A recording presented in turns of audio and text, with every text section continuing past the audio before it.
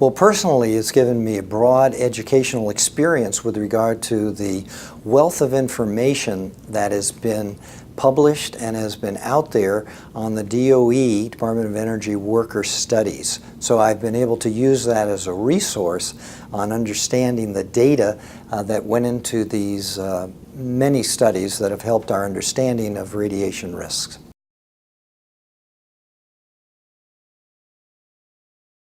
I've been using the Cedr resource for perhaps 20 years or 15 years at least, and so I'm able to use the data that's available, publicly available, to validate studies that I'm conducting now, as well as evaluate the bioassay data with regard to the intakes of radioactive nuclides, radioactive elements, and that's one of the missing components in radiation research.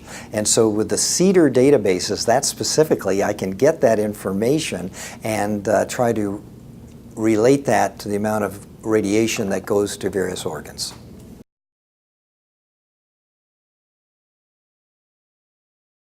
Oh, I think it's fantastic. You know, it's comprehensive, and so everything's out there, and it just in a simple way. You can just read the Cedr book, and you can read a little bit about each population. Maybe you're interested in Los Alamos, you're interested in Savannah or Oak Ridge. You know, these are household words. You know, people will know the Hanford, and what has the study shown? Or you get a snapshot of everything there. But then also, if you wanted, you could get all the data there and see what the levels of radiation were. If you really wanted to, you know, get into the weeds, it was all available. So I think it's just a fantastic resource that should continue, because we continue to have new studies out there, new populations that can be very informative for the future.